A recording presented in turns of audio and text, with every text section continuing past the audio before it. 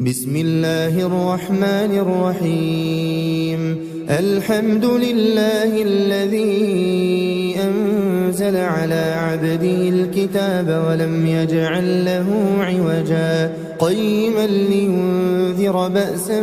شديدا من لدنه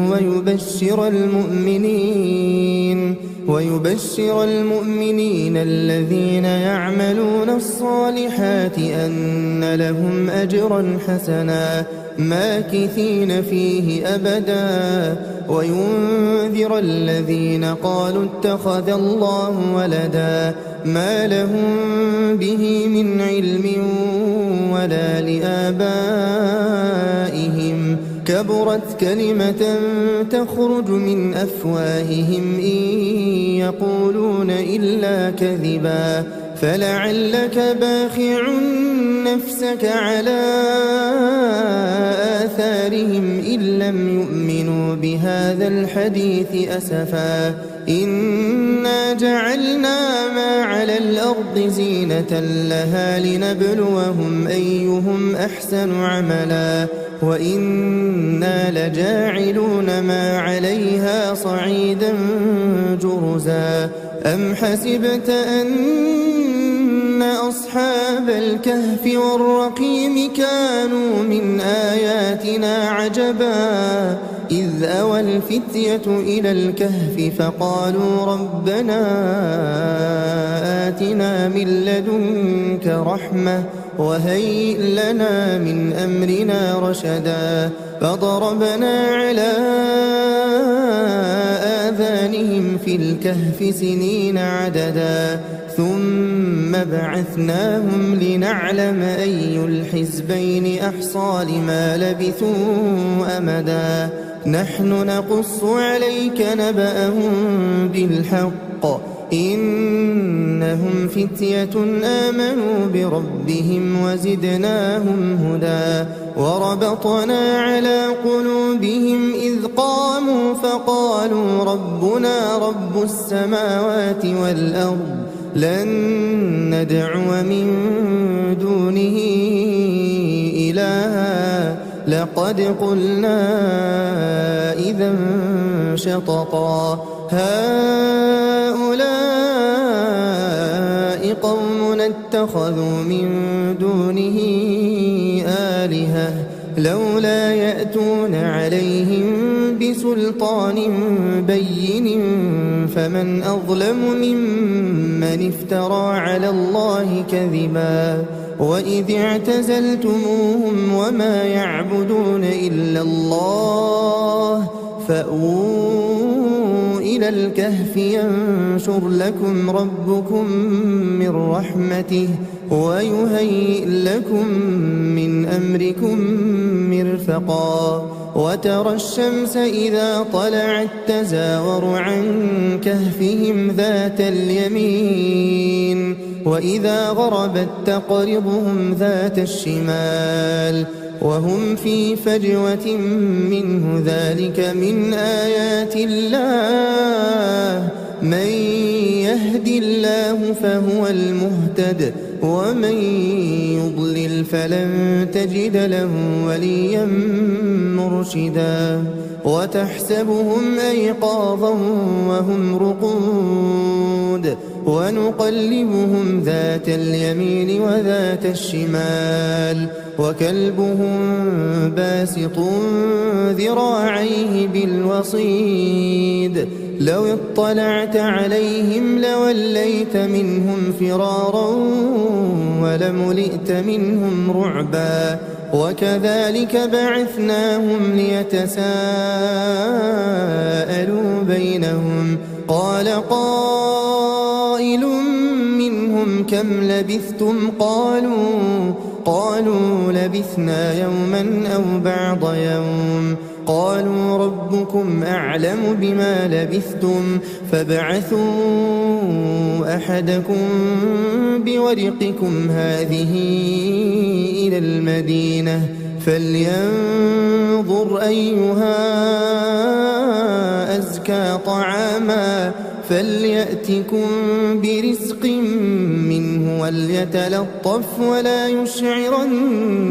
بكم أحدا إنهم إن يظهروا عليكم يرجموكم أو يعيدوكم في ملتهم ولن تفلحوا إذا أبدا وكذلك أعثرنا عليهم ليعلموا أن وعد الله حق وأن الساعة لا ريب فيها إذ يتنازعون بينهم أمرهم فقالوا بنوا عليهم بنيانا ربهم أعلم بهم قال الذين غلبوا على أمرهم لنتخذن عليهم مسجدا سيقولون ثلاثة رابعهم كلبهم ويقولون خمسة سادسهم كلبهم رجما بالغيب ويقولون سبعة وثامنهم كلبهم قل ربي أعلم بعدتهم ما يعلمهم إلا قليل فلا تمار فيهم إلا مراء ظاهرا ولا تستفت فيهم منهم أحدا ولا تقولن لشيء إني فاعل ذلك غدا إلا أن يشاء الله واذكر ربك إذا نسيت وقل عسى أن يهديني ربي لأقرب من هذا رشدا ولبثوا في كهفهم 300 سنين وازدادوا 9 قل الله أعلم بما لبثوا له غيب السماوات والأرض أبصر به وأسمع ما لهم من دونه من ولي ولا يشرك في حكمه أحدا واتل ما أوحي إليك من كتاب ربك لا مبدل لكلماته ولن تجد من دونه ملتحدا واصبر نفسك مع الذين يدعون ربهم بالغداة والعشي يريدون وجهه ولا تعد عيناك عنهم تريد زينة الحياة الدنيا ولا تطع من أغفلنا قلبه عن ذكرنا واتبع هواه وكان أمره فرطا وقل الحق من ربكم فمن شاء فليؤمن ومن شاء فليكفر إنا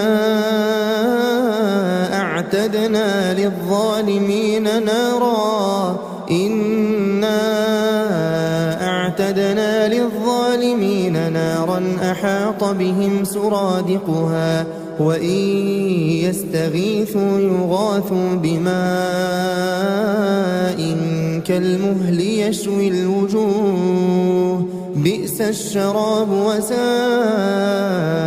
مرتفقا إن الذين آمنوا وعملوا الصالحات إنا لا نضيع أجر من أحسن عملا أولئك لهم جنات عدن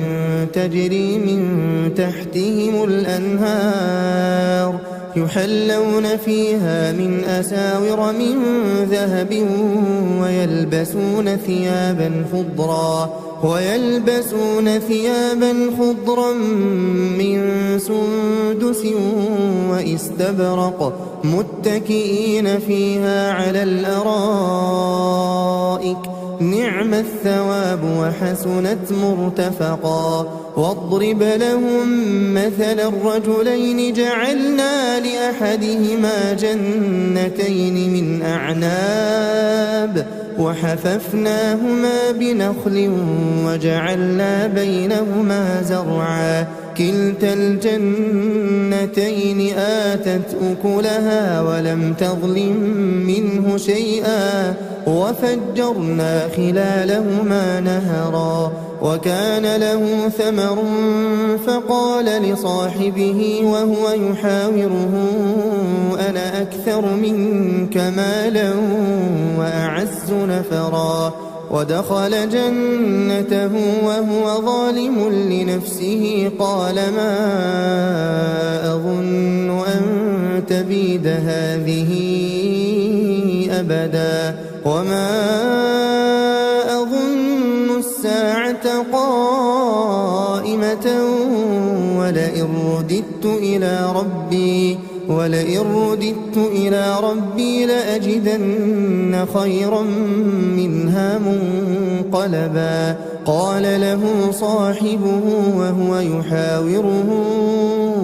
أكفرت بالذي خلقك من تراب ثم من نطفة ثم سواك رجلا لكن هو الله ربي ولا أشرك بربي أحدا ولولا إذ دخلت جنتك قلت ما شاء الله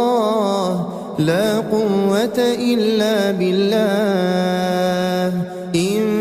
ترني أنا أقل منك مالا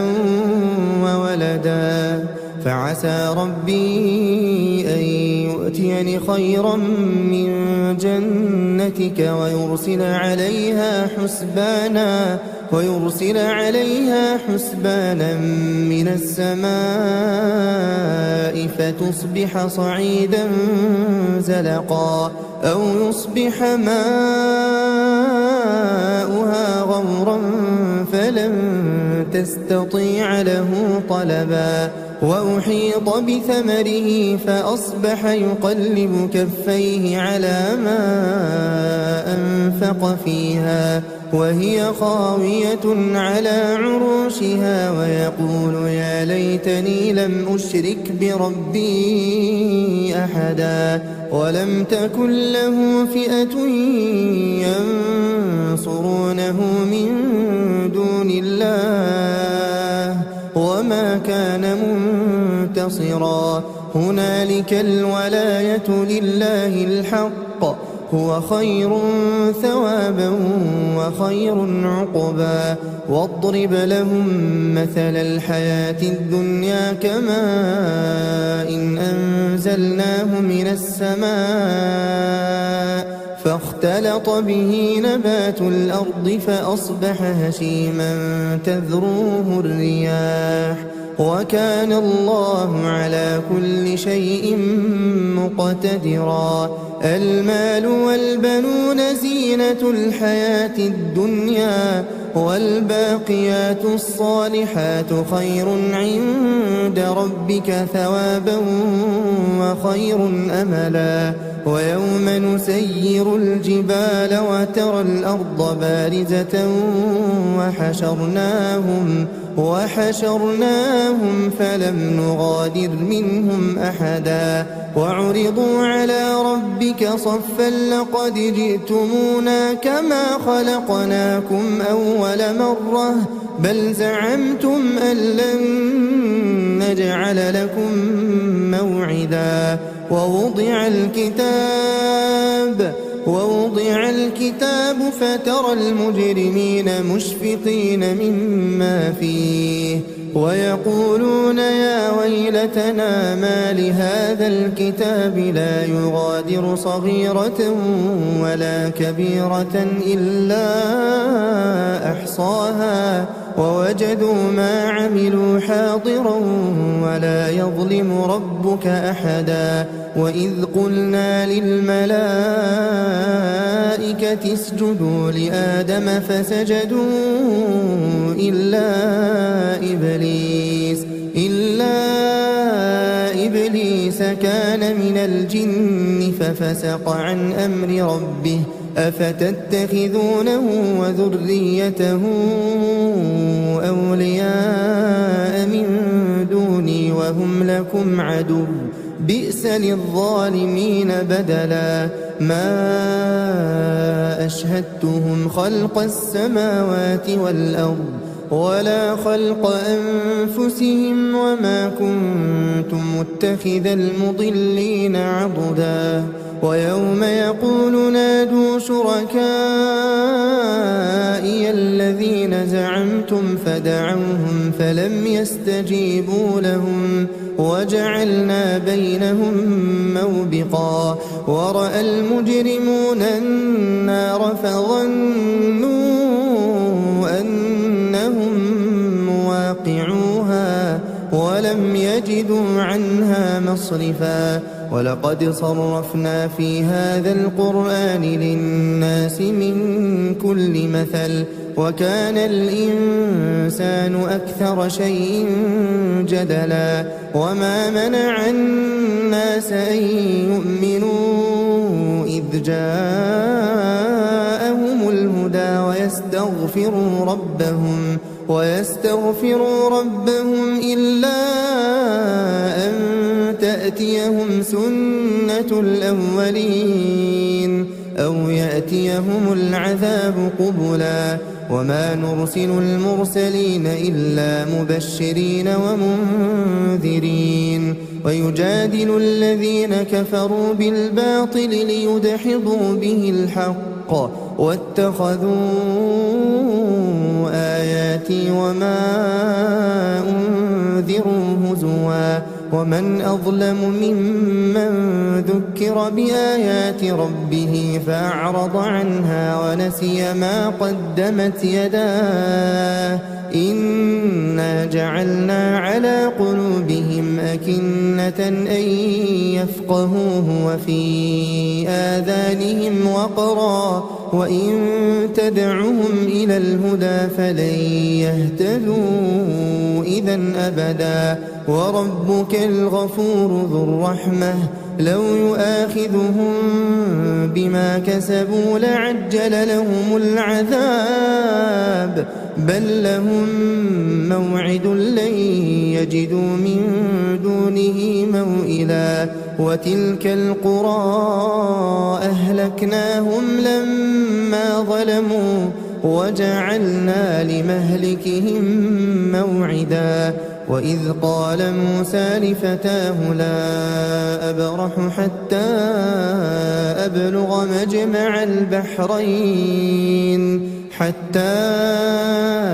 أبلغ مجمع البحرين أو أمضي حقبا فلما بلغا مجمع بينهما نسيا حوتهما فاتخذ سبيله في البحر سربا فلما جاوزا قال لفتاه آتنا غداءنا لقد لقينا من سفرنا هذا نصبا قال أرأيت إذ أوينا إلى الصخرة فإني نسيت الحوت وما أنسانيه إلا الشيطان أن أذكره واتخذ سبيله في البحر عجبا قال ذلك ما كنا نبغي فارتدا على آثارهما قصصا فوجدا عبدا من عبادنا آتيناه رحمة من عندنا وعلمناه من لدنا علما قال له موسى هل أتبعك على أن تعلمني مما علمت رشدا قال إنك لن تستطيع معي صبرا وكيف تصبر على ما لم تحط به خبرا قال ستجدني إن شاء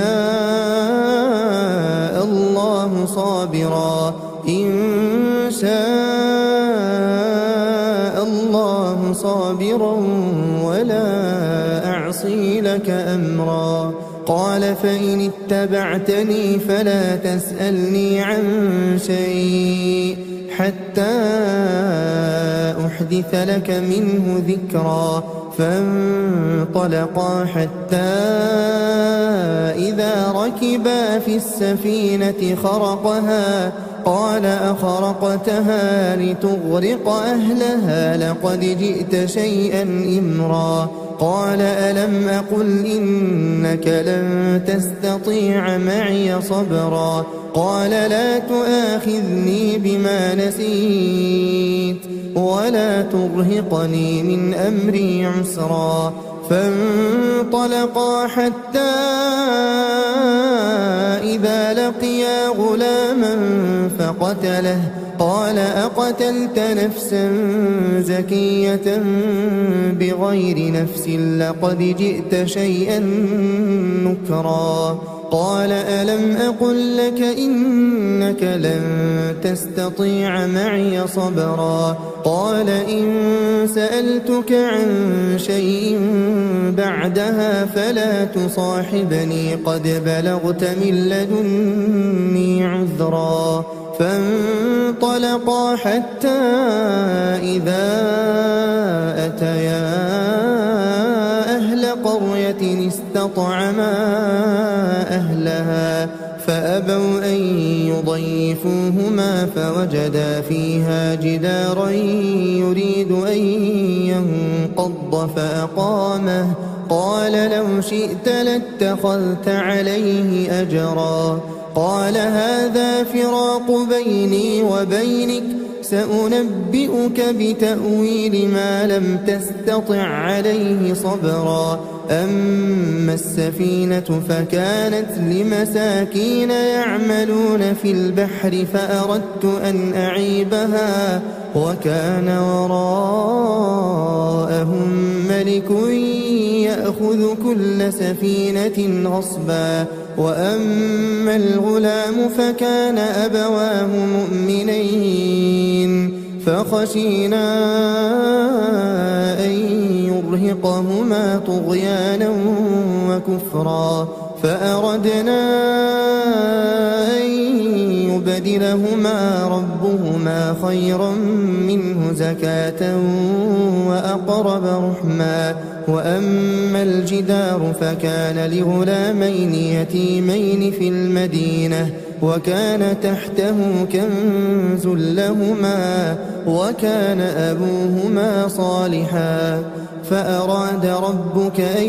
يبلغا أشدهما ويستخرجا كنزهما رحمة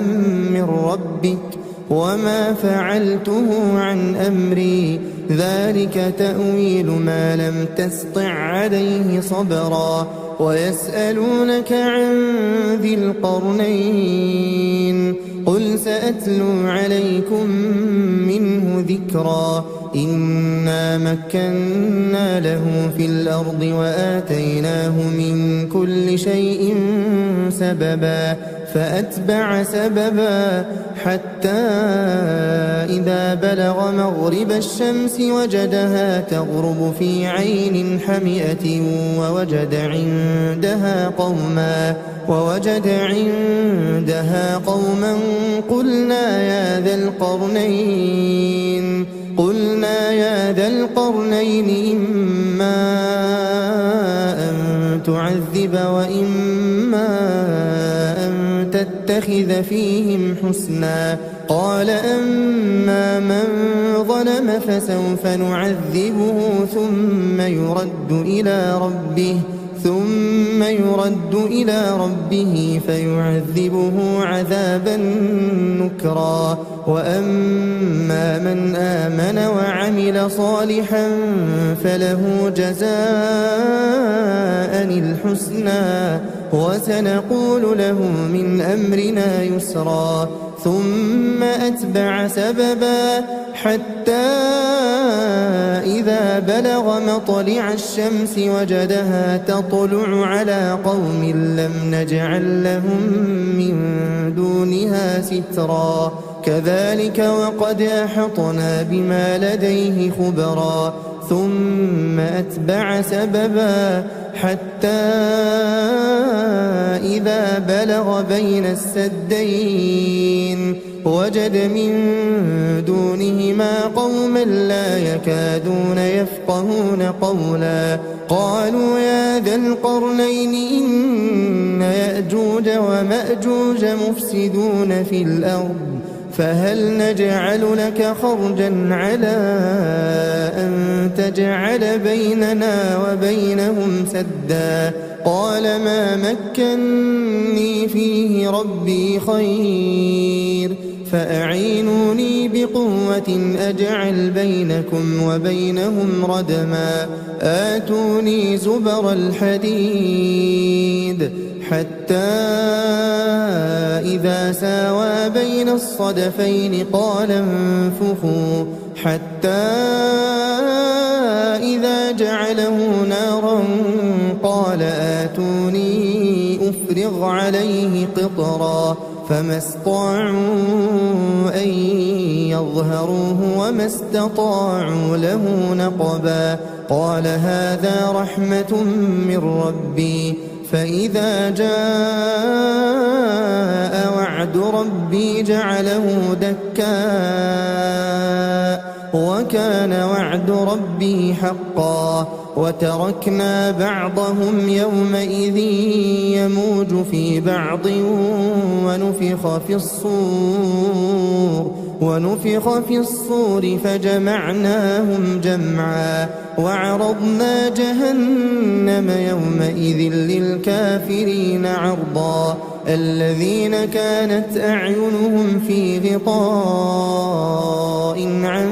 ذكري وكانوا لا يستطيعون سمعا أفحسب الذين كفروا أن يتخذوا عبادي من دوني أولياء إنا أعتدنا جهنم للكافرين نزلا قل هل ننبئكم بالأخسرين أعمالا الذين ضل سعيهم في الحياة الدنيا وهم يحسبون أنهم يحسنون صنعا أولئك الذين كفروا بآيات ربهم ولقائه فحبطت أعمالهم فلا نقيم لهم يوم القيامة وزنا ذلك جزاؤهم جهنم بما كفروا واتخذوا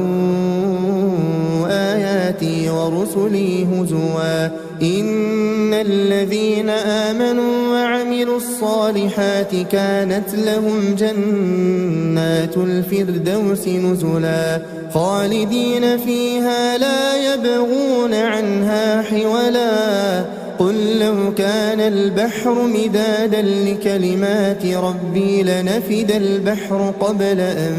تنفد كلمات ربي ولو جئنا بمثله مددا قل إنما أنا بشر مثلكم يوحى إلي أنما إلهكم إله واحد فمن كان يرجو لقاء ربه فليعمل عملا